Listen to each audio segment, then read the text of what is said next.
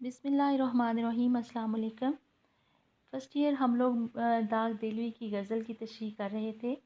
हाथी से या लिहाज से मैं मान तो गया। इस गज़ल के पहले 4 अशार की तशरीह मुकम्मल हो चुकी है। आज की क्लास में हम 5वें शेर से शुरू करेंगे। गुनामे बर से खुश न हुआ पर हज़ार शुक्र, मुझको वो मेरे नाम से पहचान तो गया। नामा बर का लफ्ज़ हमें बहुत सारे शोरा के यहाँ नज़र आता है, बल्कि उर्दू शायरी में कासिद, पैगंबर, नामा बर, चिट्ठी रसां, इसका किरदार काफ़ी मुतहर्रिक रहा है। और इस शेर में भी शायर ने नामा बर के ज़रिए अपना मोहब्बतनामा अपने महबूब को पहुँचाने का मज़मून बांधा है। पहले के दौर में डाक की ये सहूलतें मैसर न थी जो अहद हाज़िर में है। लोग जो पेशावर कासिद होते थे, नामा बर होते थे, उनको तयशुदा मुआवज़ा पे करते थे और उनसे ख़त पहुँचाने की खिदमात लिया करते थे। आशिक ने इस शेर में भी इसी तरह नामा बर की खिदमात ली हैं और अपना मोहब्बतनामा अपने महबूब को पहुँचाया है। जहाँ तक इस लफ्ज़ का ताल्लुक़ है तो ये लफ्ज़ हमें बहुत सारे शोरा के यहाँ नज़र आता है। आतिश नामा बर के हवाले से लिखते हैं, पैगंबर न मुयस्सर हुआ तो खूब हुआ, पैगंबर न मुयस्सर हुआ तो खूब हुआ, ज़बाने गैर से क्या शरह आरज़ू करते। इकबाल कहते हैं, तामुल तो था उनके आने में कासिद, मगर ये तो बता तर्ज़े इनकार क्या थी। दर हकीकत उस शाख को जो कासिद होता है, नामा बर होता है, उसके साथ एक जज्बाती वाबस्तगी भी होती है। उसका इंतज़ार करते हैं कि कब वो जाए और कब जो है महबूब का पैगाम लेकर उनके पास आए। लेकिन अगर गलती से कासिद या नामा बर वो ख़त मुतल्लिका फ़र्द को देने की बजाय किसी और को दे देते हैं, तो फिर आशिक को मजबूरन ऐसा भी कहना पड़ सकता है, ए करीमन बुआ तूने ये क्या किया, ए करीमन बुआ तूने ये क्या किया, मेरा ख़त उनके अब्बा को पकड़ा दिया। फिर उस हालत में, उस सूरत हाल में आशिक की शामत भी आ सकती है। बहरहाल उस शाख ने अपने खतूत अपने महबूब तक पहुँचाने के लिए कासिद की खिदमात लीं, और इसकी वजह ये भी हो सकती है कि आशिक डरता हो कि कहीं महबूब बुरा भला ना कह दे या उनकी मोहब्बत की कदर ना करे और मोहब्बत का जवाब इनकार में ना दे दे, तो इस सूरत हाल में वो इस गम की ताब ना ला सकेंगे। तो वो कासिद के वसीले से, उसके विसातत से अपने जज्बात का इजहार करते हैं। ये बात मैंने आपको पहले भी बताई है कि मोहब्बत इजहार की मुतकाज़ी होती है और मोहब्बत करने वाले की ये ख्वाहिश होती है कि जिससे मोहब्बत की जा रही है, यानी जो उसका महबूब है, वो भी अपनी मोहब्बत का इजहार आशिक से करे। दाग देलवी ने इस शेर के अंदर जो मंज़र पेश किया है, उसमें आशिक ने अपना ख़त लिखा, महबूब के नाम नामा बर को दिया। नामा बर ने मौका मुनासिब जानकर ख़त महबूब की खिदमत में पेश किया और महबूब ने उस ख़त के रद्द अमल के तौर पर वही जिस बात का आशिक को ख़दशा था, जैसे गालिब कहते हैं, कासिद के आते आते ख़त एक और लिख रखूँ, मैं जानता हूँ जो वो लिखेंगे जवाब में।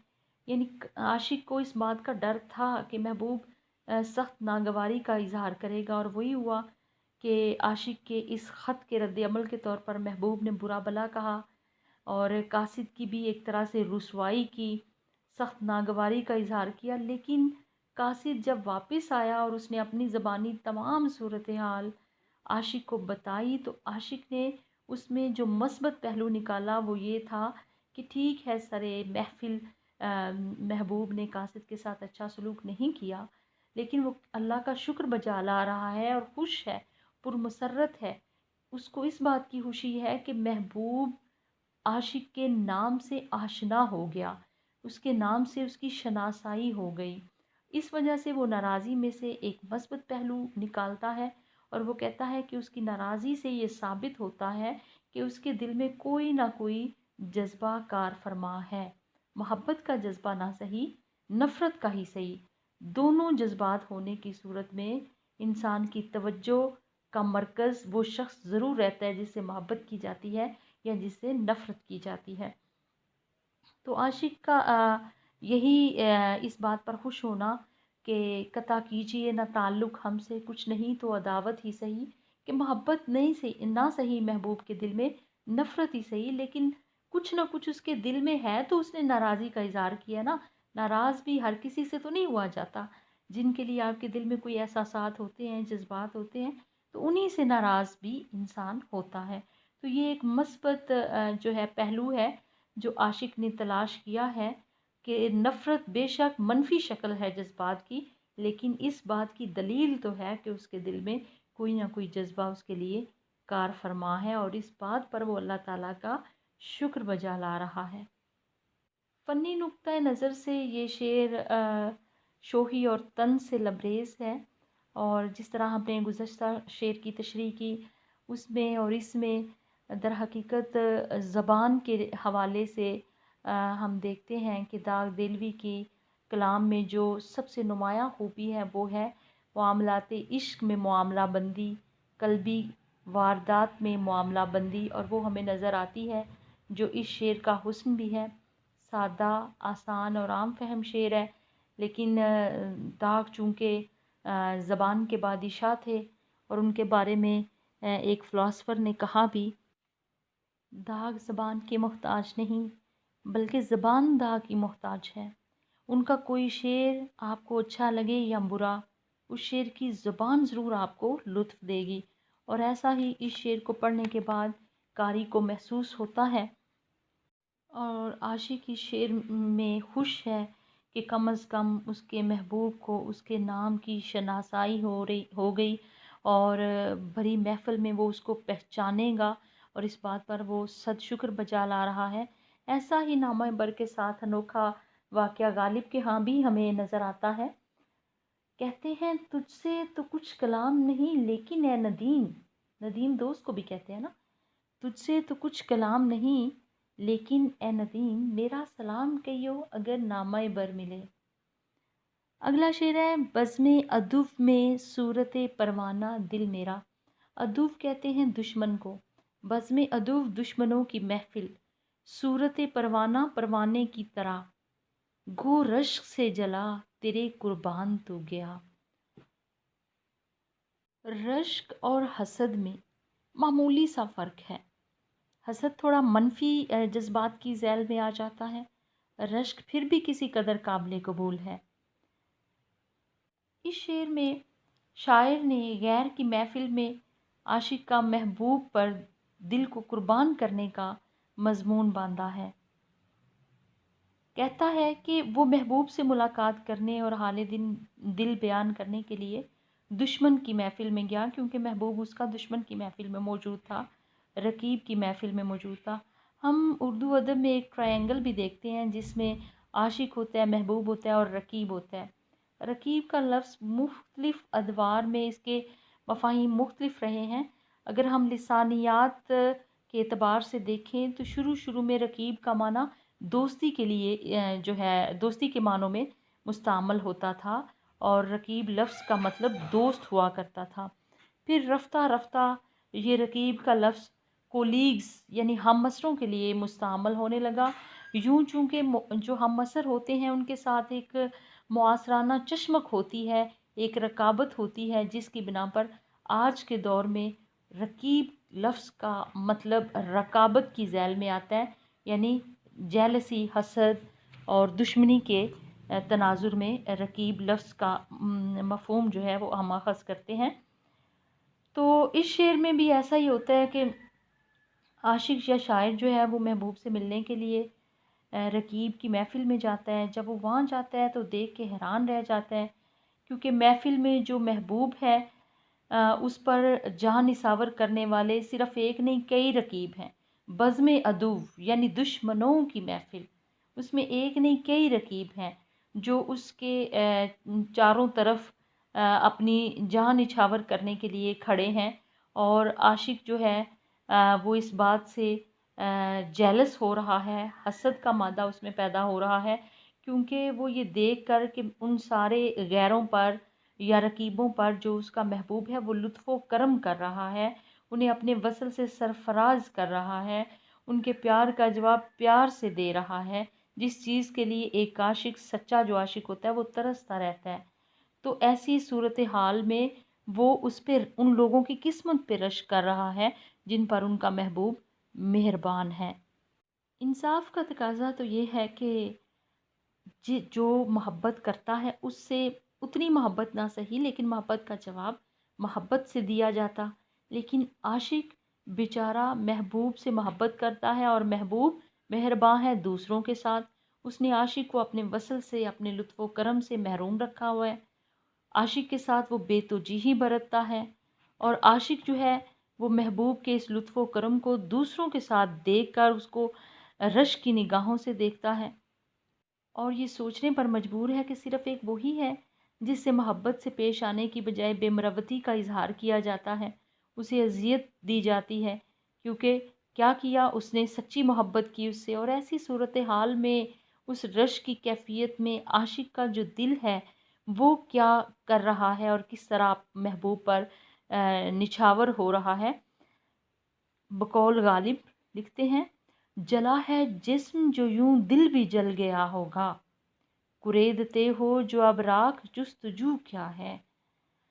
عاشق رقیب سے حسد کرتے ہیں، یہ ایک عمومی بات ہے، عمومی رویہ ہے، چونکہ حسد کینے کا نتیجہ ہے اور اسی قسم کا ایک جذبہ ہے۔ حسد در حقیقت تعزز کی وجہ سے ہوتا ہے۔ تعزز کیا ہے کہ اپنے برابر والے کی عزت اور برتری برداشت نہیں ہوتی، پھر حسد ہوتا ہے۔ تو شاعر نے اس شعر میں حسد کا تو نہیں ہم کہہ سکتے، رشک کا ذکر کیا ہے۔ کہتا ہے کہ جو جانے محفل تھا، جو اس کا محبوب تھا، وہ کس طرح دوسروں کے ساتھ محبت سے پیش آ رہا تھا، اس چیز کو دیکھ کر اس کے اندر بغض اور حسد پیدا ہوتا ہے، اور وہ کہتا ہے کہ رشک کرتے کرتے اس کا دل اس پر کس طرح قربان ہو گیا۔ اردو شاعری کی ایک روایت یہ بھی رہی ہے کہ اس میں عاشق ہمیشہ محبوب پر جان نثار کرتے ہیں، بلکہ اپنی جان کا نذرانہ پیش کرنا وہ اپنے لیے باعث افتخار سمجھتے ہیں، اس لیے کہ وہ محبوب سے والہانہ محبت رکھتے ہیں۔ تو ایسے ہی جس طرح شمع کا عاشق ہوتا ہے پروانہ، شمع جلتی ہے تو وہ اس کے ارد گرد چکر کاٹتا ہے، یہاں تک کہ اپنی جان قربان کر دیتا ہے۔ جو جان قربان نہیں کر پاتا شمع پہ، وہ پروانہ نہیں ہوتا، اور یہی پروانے کی مانند یہی حال جو ہے وہ عاشق کا ہے کہ وہ پروانے کی طرح اپنے محبوب پر جان نثار کرتا ہے، اور اس بات کا ثبوت پیش کرتا ہے کہ وہ ایک سچا عاشق ہے اور اس کے دل میں اپنے محبوب کے لیے سچی اور حقیقی تڑپ موجود ہے۔ فنی نقطۂ نظر سے یہ شعر سادہ عام فہم ہے، اور اس میں جو مضمون ہے وہ جداگانہ رنگ میں اس نے پیش کیا ہے۔